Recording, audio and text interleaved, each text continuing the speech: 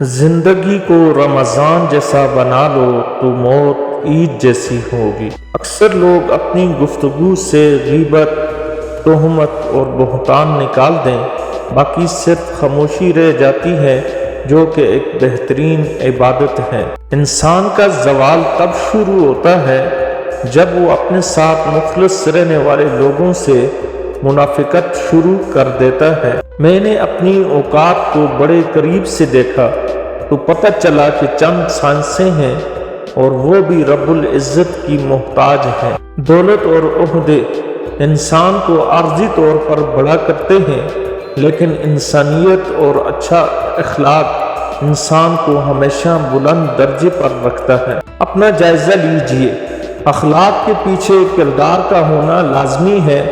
منہ کی مٹھاس اور چہرے کی مسکراہٹ کو ہرگز اخلاق نہیں بلکہ فن کہتے ہیں۔ بولنا سب کو آتا ہے، بس کسی کا دماغ بولتا ہے، کسی کا اخلاق بولتا ہے اور کسی کی زبان بولتی ہے۔ جھگڑے اس لیے بھی تو ختم نہیں ہوتے نا کہ ہم جھگڑوں کو بھی جھگڑوں ہی سے ختم کرنے کی کوشش کرتے ہیں۔ اللہ تعالیٰ رزق کی طرح اچھے اخلاق کی بھی تقسیم فرماتا ہے۔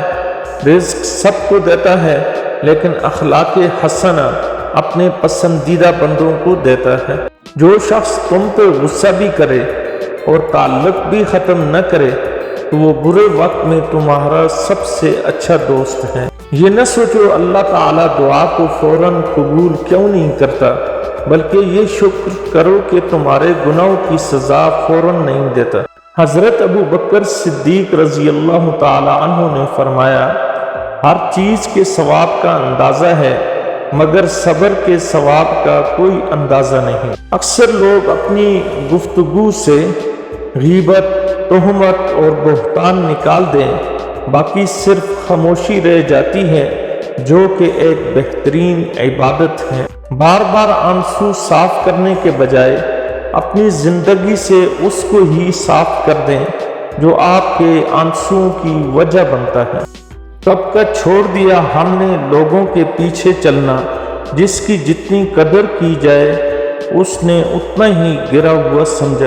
اگر کوئی محبت کرنے والا آپ پر غصہ کرنا چھوڑ دے تو سمجھ جاؤ تم اپنی اہمیت اس کی نظر میں کھو چکے ہو۔ لفظ جتنے بھی متاثر کن استعمال کر لیے جائیں، اگر وہ خلوص اور محبت سے خالی ہوں تو مخاطب کے دل پر اثر نہیں کر سکتے۔ آپ کے اخلاق کی قدر بھی لوگ اس وقت کریں گے جب آپ کے پاس دولت اور طاقت ہوگی۔